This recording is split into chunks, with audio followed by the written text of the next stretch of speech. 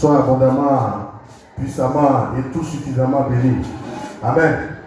Voilà, c'est toujours avec une joie renouvelée, une joie indescriptible que je retrouve ce plateau de table ronde après quelques semaines d'absence, dû donc à notre compétition qui est connue au IFOFO 2025.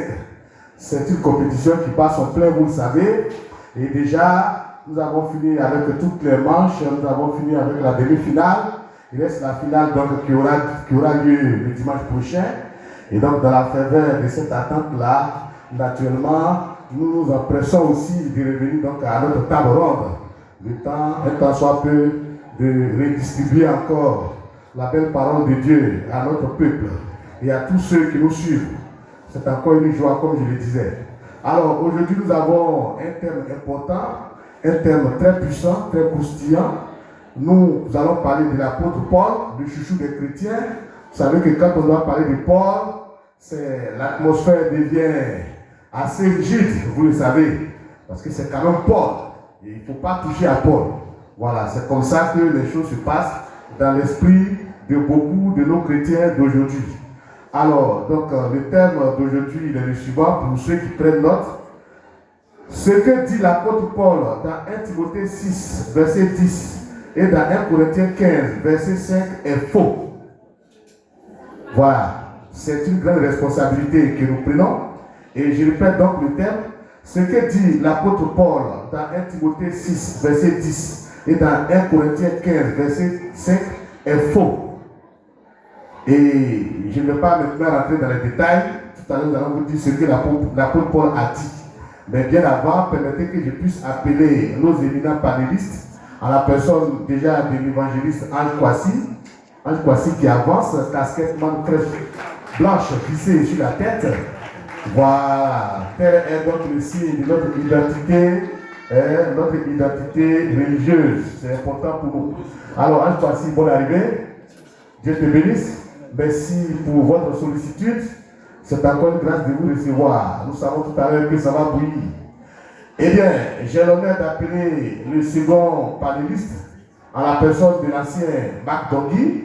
Mac Dongui qui avance tranquillement sous vos ovations. Mac Dongui vêtu d'un costume bleu. Voilà, toujours très très bien habillé, vous le connaissez, c'est un exégète de la parole. Tout à l'heure, la lumière sera distribuée donc au peuple de Dieu et au monde entier. Voilà, c'est notre responsabilité d'apporter cette clarté, d'apporter la vérité de Dieu, n'est-ce pas? Bonne arrivée donc, ancien Mac Dongui. Bonne arrivée, évangéliste Ange Kwasi. Voilà, c'est toujours une joie de nous retrouver autour de ce que nous aimons le plus, n'est-ce pas? Notre table ronde. Voilà, que nous avons un temps soit peu manqué. Voilà. Mais c'était aussi pour une bonne cause, hein, vous le savez. Au IFOFO 2025, c'est quelque chose de très très puissant et c'est quelque chose de très très très impressionnant. Nous aurons notre finale le dimanche prochain, n'est-ce pas? Voilà. Et nos enfants, ils sont prêts, ils sont confiés à bloc, disons, et ça va très bien se passer, naturellement. Alors, que dit l'apôtre Paul dans 1 Timothée 6, verset 10 et dans 1 Corinthiens 15, verset 5?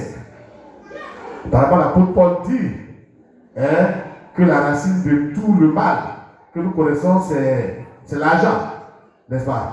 Voilà, mais est-ce qu'une telle affirmation est à soutenir? Déjà, je viens vers vous, Ange Kwasi.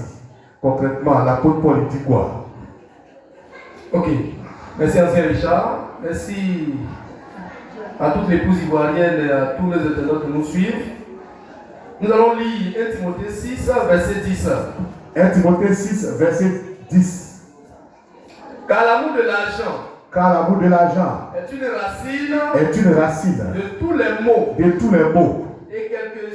Et quelques-uns en étant possédés donc se sont égarés loin de la foi et se sont jetés eux-mêmes dans bien de tourments. Voilà. C'est ce que dit 1 Timothée 6, verset 10. Oui, il attache donc tous les maux à l'argent. Voilà. Il dit l'amour de l'argent est la racine de tous les maux. Tous les maux. Tout ce qu'on subit sur la terre ici comme mal. sa racine, c'est l'amour de l'argent. Donc l'apôtre Paul dit, si on veut bien comprendre 1 Timothée 6, verset 10, tous les maux que nous subissons sur la terre ici, leur racine, c'est l'amour de l'argent. C'est parce qu'on aime trop l'argent qu'on a tous ces mots-là. Et ce matin, on veut être très bref et direct. Oui. L'amour de l'argent n'est pas la racine de tous les maux. Oui. Voilà. Donc nous disons que ce que dit l'apôtre Paul, nous disons que ce que dit l'apôtre Paul dans 1 Timothée 6, verset 10 est faux. Voilà, c'est faux et c'est pas à débattre. C'est archi faux. L'amour de l'argent n'est pas la racine de tous les maux. Donc c'est archi faux. Voilà. Et tout à l'heure, on va entrer dans les détails. Oui, bien sûr, tout à l'heure, on va entrer dans les détails. Et bien sûr que nous allons entrer dans les détails. Avec vous aussi, ancien Bakdogui, déjà, quelles sont vos impressions devant une telle affirmation? Voilà. Parce que là, c'est une affirmation qu'il fait. Quelque chose de catégorique, péremptoire, pour ainsi dire. Bonjour, chers internautes, bonjour à toutes les épouses ivoiriennes. Voilà. Nous sommes là ce matin pour cette table ronde d'éclair sur l'apôtre Paul qui a eu à dire des choses qui ne sont pas correctes. Qui ne sont pas correctes. Oui. Il faut le dire, quand c'est la vérité, c'est la vérité. Ce n'est pas parce que l'apôtre Paul a menti qu'on va avoir peur de lui dire ça. La vérité, c'est la vérité. Peut-être ça va rougir les yeux des chrétiens, mais la vérité, c'est la vérité. C'est quand même l'apôtre Paul. L'apôtre Paul a menti sur beaucoup de choses. Voilà. L'évangéliste Ange Croissy a eu à soulever un point qui va approfondir. Oui. Mais moi également, en attendant qu'il approfondisse ce qu'il a soulevé comme élément, je vais soulever un autre point où l'apôtre Paul a menti. D'accord. Et je vais démontrer que l'apôtre Paul a menti. D'accord. Donc il n'y a pas que 1 Timothée 6, verset 10. Il n'y a pas que 1 Timothée 6, verset 10. Oui. On a bien dit ce que dit l'apôtre Paul dans 1 Timothée 6, verset 10 et dans 1 Corinthiens 15, verset 5 est faux. Oui, donc il y a deux affirmations. Autrement dit, l'apôtre Paul a menti sur un certain nombre de choses dans la Bible. C'est ça. Et ce matin, on va juste s'attarder sur deux éléments. Et c'est ce que nous avons commencé. 1 Timothée 6, 10 et 1 Corinthiens 15, verset 5. Oui. Dans 1 Corinthiens 15, Allons verset donc 5. à 1 Corinthiens 15, verset 5. Que dit l'apôtre Paul? L'apôtre Paul dit quoi là-bas?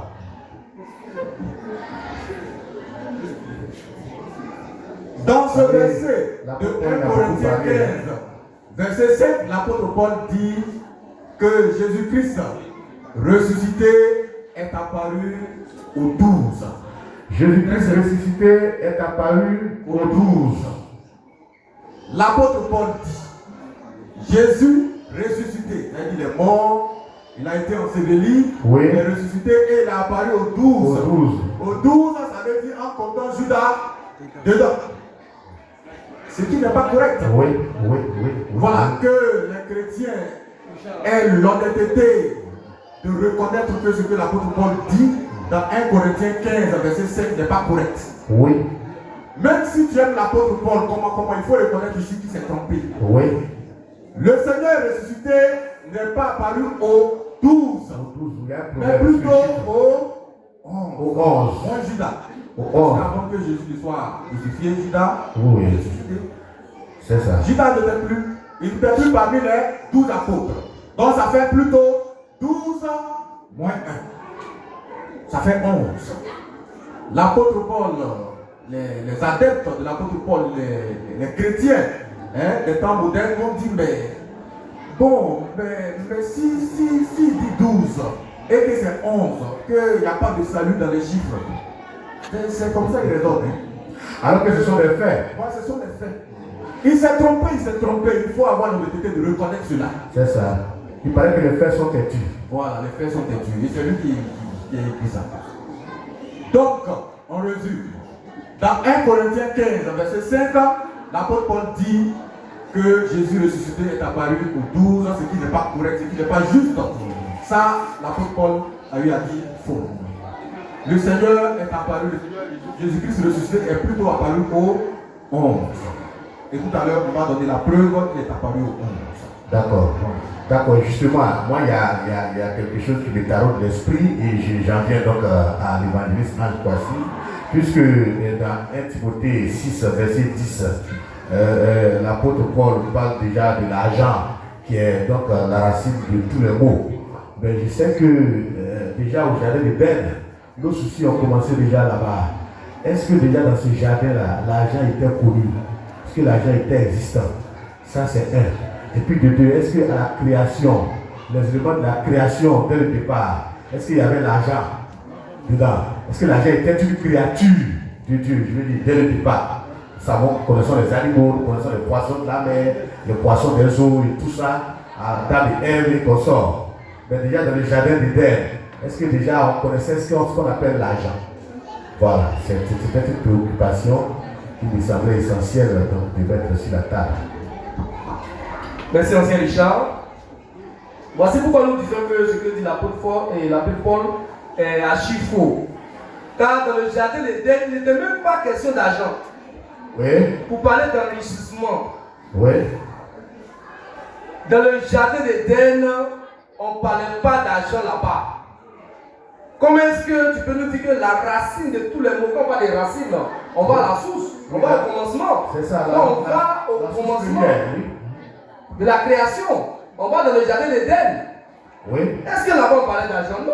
Dans le jardin d'Éden, il n'était pas question d'argent. Amen. Donc la racine de tous les mots, là, ça ne peut pas être l'argent.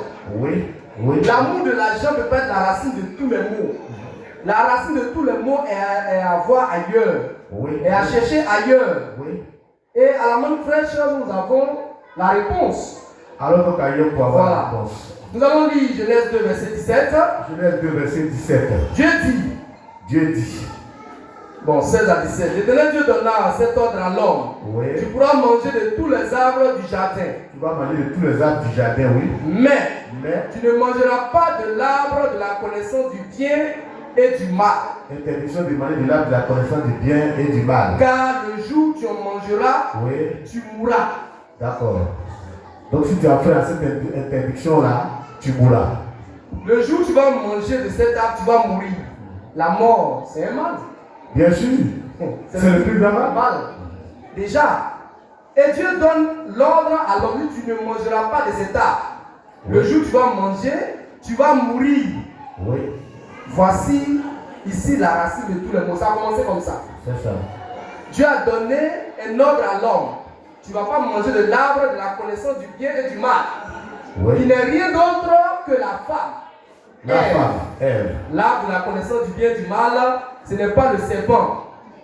C'est à noter ce détail. Voilà, ce n'est pas le serpent ancien, ce n'est pas Satan. C'est Ève, la femme, qui était l'arbre de la connaissance du bien et du mal. Branham a dit que c'est le serpent, c'est pas le serpent. C'est à corriger. Le fameux arbre voilà. à l'Éden. L'arbre de la connaissance du bien et du mal que l'homme ne devait pas manger, c'est Ève, la femme. Voilà.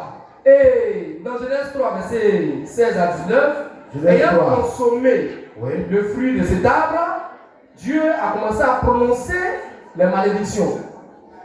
Les malédictions, déjà dans les mots ont commencé là-bas déjà. Parce que l'homme a désobéi. Amen. Donc la racine de tous les mots là, c'est le péché adamique. Le péché adamique, on note et le péché adamique, c'est pas l'argent. Adam n'aimait pas trop l'argent. Il ne connaissait même pas l'argent, même pour dire va aimer ça. Amen. Parce que ici, Paul dit l'amour de l'argent est une racine de tous les maux. Donc pour lui, aimer l'argent, c'est pas bon. Oui. Vous voyez, quand vous dites la Bible, c'est pas la parole de Dieu là, c'est ça qu'elle a là. Comment on peut dire aimer l'argent, c'est pas une bonne chose? Comme un prédicateur de surcroît inspiré du Saint-Esprit peut dire que aimer l'argent, c'est pas une bonne chose. Oui. Et je vais lire son verset là, 1 Timothée 6, je vais le lire. Ça pourrait être un sujet croustillant, hein, parce que le monde chrétien, il n'aime pas l'argent. Voilà, n'aime pas l'argent. D'accord. 1 Timothée 6, verset 9 à 10. 1 Timothée 6, verset 9 à 10. Il dit, mais ceux qui veulent s'enrichir Ceux qui veulent s'enrichir tombent dans la tentation, tombent dans la tentation, dans le piège et dans beaucoup de désirs insensés et pernicieux, oui, qui plongent les hommes dans la ruine et la perdition. Car l'amour de l'argent est une racine de tous les maux. oui, apôtre Paul. C'est écrit dans la Bible. Donc si demain un prédicateur se lève, il dit l'amour de l'argent est une racine de tous les maux. Il a raison. D'après la Bible, hein, on ne doit pas aimer l'argent. Donc les chrétiens là n'aiment plus l'argent. Il faut qu'ils mettent leur foi dans la Bible. Il y a un ici qui s'est vraiment illustré de plus belle manière. Il s'appelle Jedon Lakechuba. Il dit lui c'est la Bible ou rien. Oui, Il a construit un temple de 500 millions, s'il vous plaît. 500 millions. Allez dire à Jedon Lakechuba, il n'obéit pas à 1 Timothée 6:10. Amen. Il doit être dans une cabane où il y a la boue, Oui, dans un quartier misérable, malfamé. Et puis il prêche pour la révolution dite chrétienne. Il ne doit pas être dans un vrai, il ne doit pas être à Abidjan, non. Il doit être dans un gloglo. Dans un gloglo, parce qu'il ne doit pas aimer l'argent. Il ne doit pas construire un beau temple de 500 millions. Nous, notre temple ne vaut pas 500 millions. donc sa révolution doit être en dehors de l'argent. Non, ça doit être en dehors de l'argent. Parce que c'est ce que l'apôtre Paul dit dans 1 Timothée 6, verset 10. Lui qui croit à la Bible. Est-ce que vous voyez? Oui. Est-ce que vous voyez où on va? Quand on dit aux gens, la Bible n'est pas la parole de Dieu là, c'est ça qu'elle a là. Et toutes ces conneries là sont dans la Bible. Oui, merci évangéliste Al-Kwasi. Tous ces conneries sont dans la Bible, malheureusement. Ancien bac d'orgueil, certainement que vous allez encore enfoncer le clou. Vous voyez que quand nous développons le thème, on se rend compte que le sujet il a de très très grandes implications. On en vient à l'argent finalement. C'est-à-dire que le chrétien il ne doit pas aimer l'argent, c'est l'amour de l'argent qui est la racine de tous les maux et tout ça. Et finalement, on est dans un monde où l'argent devient pour nous quelque chose qu'on doit haïr. Oui, ancien Richard, c'est ce que le philosophe disait un temps, que la Bible va envoyer beaucoup de chrétiens en enfer plus que le diable lui-même. Oui.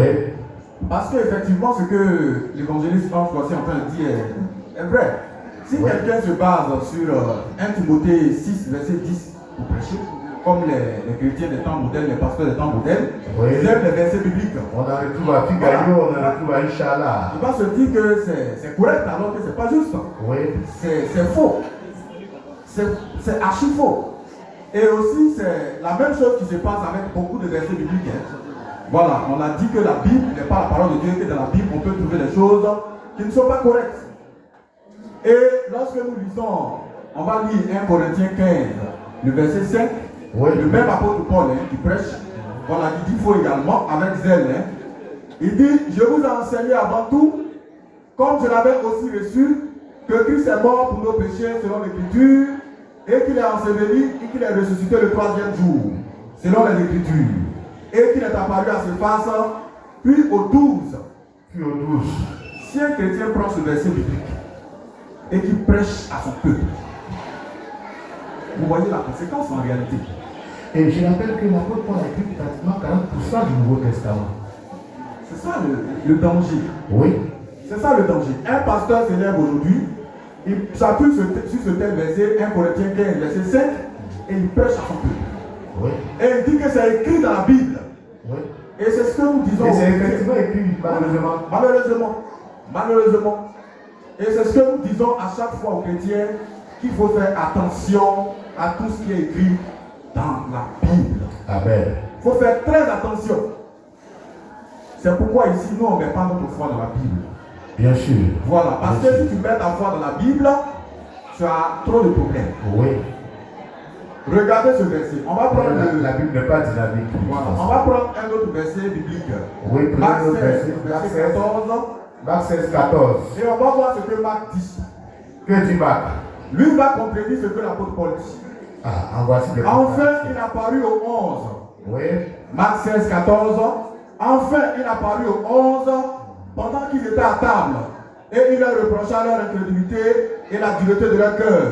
Parce qu'ils n'avaient pas cru ceux qu'il avait vu ressusciter. Donc ici, dans Marc 16, le verset 14, Marc dit que le Seigneur ressuscité est apparu au 11. Au 11, oui. Et c'est ce que Marc dit qui est vrai. Ce que l'apôtre Paul dit là n'est pas vrai. C'est faux. Même s'il est le chouchou de l'apôtre, oui, ce qu'il dit est faux. C'est pas correct. Et donc, les pasteurs ne peuvent pas se baser sur 1 Corinthiens 15, verset 5 pour enseigner. Et c'est ce que nous disons, deux versets. Dans la même Bible. Oui. C'est la version Louis II. Deux versets dans la même version. Louis II. Et si vous prenez d'autres versions, Darby, Sever, vous allez voir que c'est les mêmes coloris qui sont là-bas. Oui, malheureusement. Donc, deux versets bibliques dans la même version qui racontent un événement de façon différente. Oui, oui, oui. 11 et 12, c'est pas la même chose. Même quand on dit on n'est pas allé à l'école, on sait que 11 et 12, c'est pas la même chose. Et c'est ce que nous disons à chaque fois. Il y a des contradictions flagrantes dans la Bible. Et ce que nous disons ici dans 1 Corinthiens 15, verset 5 et Marc 16, 14, c'est tellement correct et tellement flagrant qu'on ne peut pas discuter cela. En tout cas, celui qui va me dire que 11 et puis 12 c'est la même chose, c'est approximativement la même chose. Parce qu'il y a des gens qui le disent, hein, quand tu es sur là, les chrétiens disent 11 et 12 c'est approximativement la même chose. C'est pas la même chose. Mais ceux qui disent que c'est la même chose, excusez-moi le terme, c'est pratiquement idiot. Cela veut dire que Judas était présent. Voici l'implication. Parce qu'apparemment, il ne mesure pas la portée des chiffres. C'est exactement ça. Ils ne veulent pas accepter que l'apôtre Paul se soit trompé. C'est tout ça, c'est tout simple. Mais ce que l'apôtre Paul dit, qu'il le veuille ou non, que les chrétiens le veuillent ou non, c'est pas vrai. C'est pas correct. Oui. Voilà. Maintenant, s'ils veulent d'autres versets bibliques, ils n'ont qu'à bien lire leur propre Bible. Parce qu'il y a d'autres versets bibliques qui contredisent ce que l'apôtre Paul dit. Il y a d'autres versets bibliques autres que Marc 14, Marc 16, verset 14, qui contredisent ce que l'apôtre Paul dit, que le Seigneur ressuscité n'est pas apparu au 12, mais plutôt au 11. Donc la Bible, qui contient des contradictions, parce qu'on vient de sortir quelques contradictions, des faussetés, ne peut pas être la parole de Dieu. C'est aussi simple que ça. Parce qu'on ne peut pas trouver de telles adhéries, de telles bêtises, de telles contradictions dans la parole de Dieu. La parole de Dieu, ce n'est pas la Bible, c'est Dieu lui-même. Oui.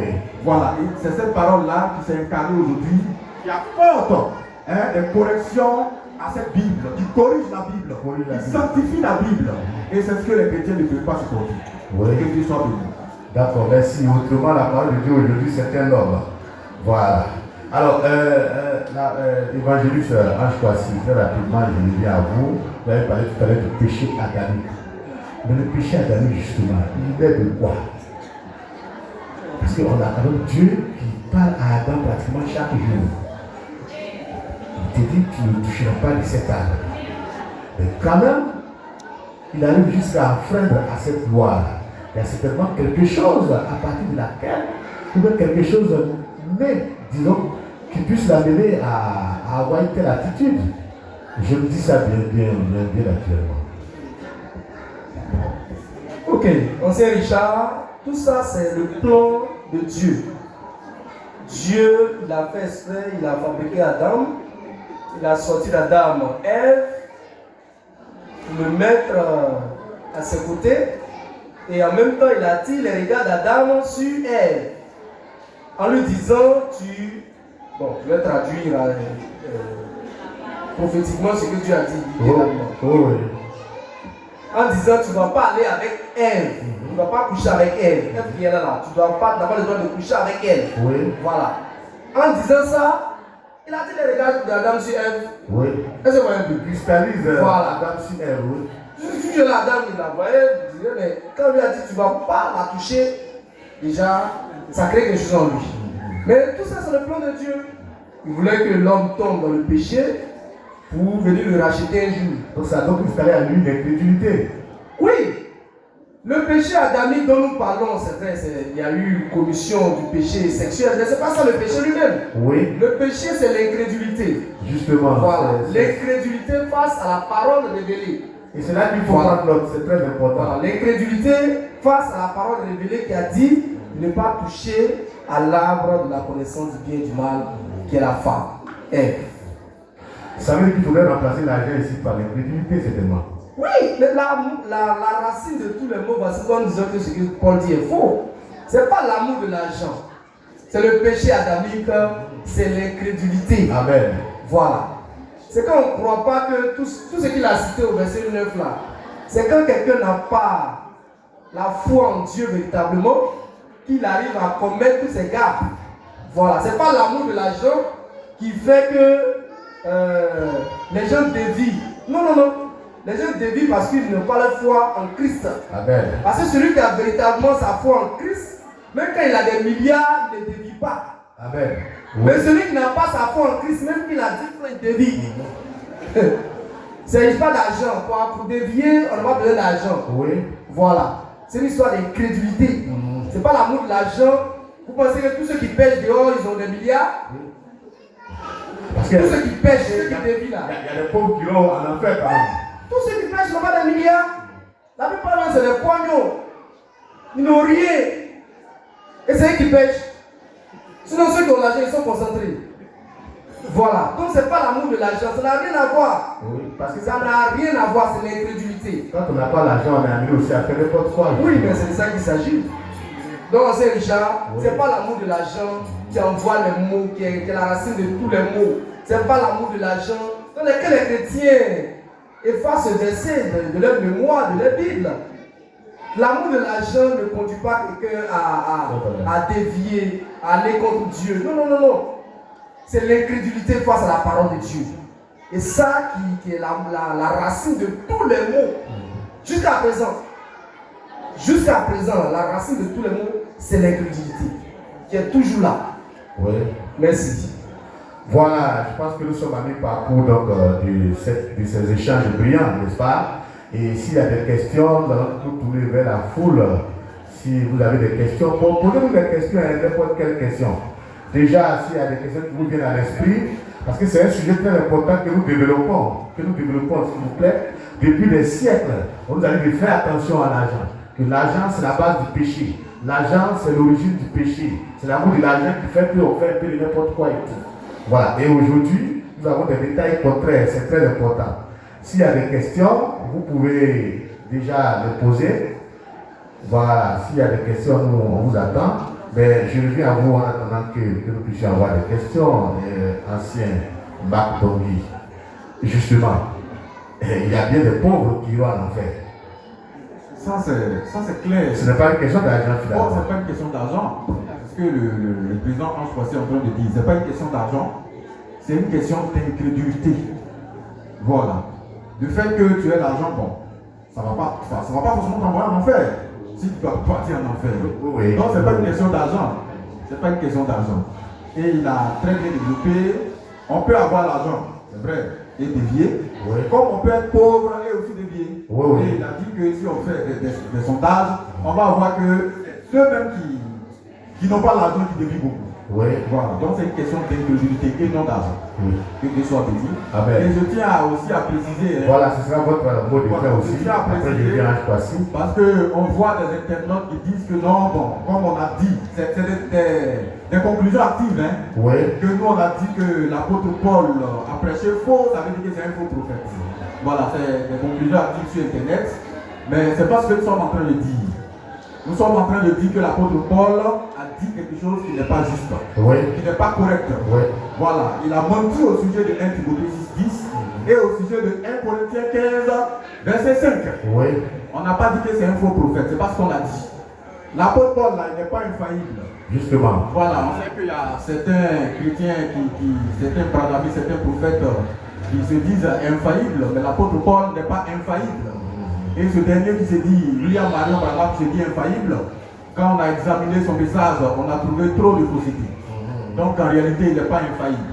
Donc il veut se donner la continence. C'est ça. Et l'apôtre Paul également n'est pas infaillible. Oui. Donc il peut se tromper. Oui. Et il s'est trompé. Et c'est ce que nous sommes en train de dire. Nous n'avons pas dit que c'est un faux prophète. Si Jésus de Nazareth lui-même s'est trompé, ce n'est pas l'apôtre Paul qui ne va pas se tromper. Que Dieu soit béni.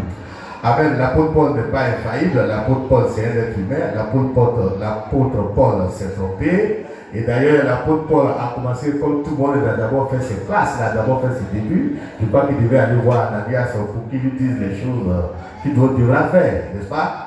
Voilà. Donc, il a eu aussi ses classes, donc son début d'école. N'est-ce pas? Je viens donc à l'évangéliste Ange Kwasi pour votre mot de fin. que pour moi, il n'y a pas de question. Si vous avez des mots de fin, vous pouvez me les donner maintenant. Ok, merci, Ancien Richard.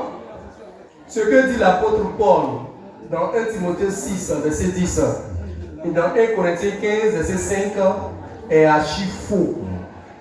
C'est faux et c'est faux. Et tout ce qui est faux, ça tue.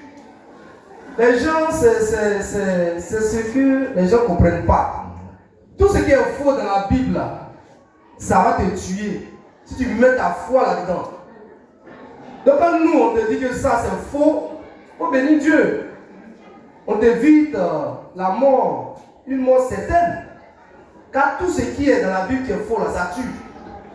Quand l'apôtre Paul te dit l'amour de l'argent est une racine de tous les maux, toi tu ne vas pas aimer l'argent. Oui. Tu vas te contenter des miettes. Des miettes, oui. Tu vas rester là. Bon, moi je suis un pauvre, bon, le royaume de Dieu à moi. Mais qui t'a dit que c'est ça qui va t'envoyer au ciel? C'est ça le problème. Et tu es en train de tuer comme ça. Oui, mais on dit le royaume de Dieu, il y a les pauvres quand ils vont les pauvres, il faut comprendre de quel pauvre il s'agit. Oui, c'est ça. Voilà, donc quand quelque chose est faux, fais attention. Fais attention. Et nous disons que 1 Timothée 6, verset 10 c'est faux. Car l'amour de l'argent n'est pas la racine de tous les maux. Amen. La racine de tous les maux, c'est le péché adamique, c'est l'incrédulité. Et c'est ce qu'il faut comprendre. Il n'y a pas l'argent, aimer l'argent n'a jamais fait du mal à quelqu'un. Sur cette terre, Salomon, il était très riche. Oui. Il est au ciel. Salomon était très riche, il est au ciel. Les Abraham, tous ceux qui ont marché avec Dieu, ils avaient l'argent. De quel amour de l'argent on parle? Ils avaient l'argent, ils étaient à l'aise. Ils ne mendiaient pas leur paix. David lui me l'a dit, il dit j'ai été jeune, j'ai vieilli. Oui. Je n'ai jamais vu le juste mendier son paix. Oui, oui. Donc de quoi est-ce qu'on nous parle? Pourquoi il nous parle de quoi? Est cet évangile de l'amour de l'argent qui est la racine de tout le monde. C'est ça. Donc nous bénissons le nom de la manne fraîche et le Fils de l'homme qui restaure la parole. C'est ça. Merci, Ancien Richard. Merci, nous bénissons donc la manne fraîche de Frère Christ, le Fils de l'homme qui restaure la parole et qui nous fait aimer l'argent parce qu'ici nous aimons l'argent. L'argent nous permet donc de nous entraider, de régler nos problèmes, de payer nos factures. Et l'argent permet donc d'apporter la joie aux uns et aux autres parce que c'est à cela aussi que l'argent est destiné. Et donc, pour nous résumer, la racine de tous les maux, ce n'est pas l'argent, c'est le péché adamique qui lui-même découle de l'incrédulité, n'est-ce pas? Et aussi, Jésus, Christ n'est pas apparu au 12, il est plutôt apparu au 11, n'est-ce pas? Car Judas n'était plus là. Et tous ces détails-là, toutes ces corrections-là sont apportées par un homme, un être humain. Donc c'est un message que je lance à ceux qui ne veulent pas suivre un homme. C'est ici un homme qui corrige la Bible. Et donc c'est ici un homme qui nous conduit dans la lumière, dans la vérité de Dieu, en la personne du frère Christ Moïse, le Fils de l'homme, qui donc est nous, notre parole, n'est-ce pas? Nous apporte donc toute cette lumière-là et nous sommes heureux d'être à la manne fraîche, nous sommes heureux d'apprendre toujours à ses côtés et nous sommes heureux d'être perfectionnés chaque jour que son Dieu fait. Merci beaucoup, c'est ici notre pied à terre. Rendez-vous donc à la semaine prochaine et que Dieu vous bénisse abondamment. Merci.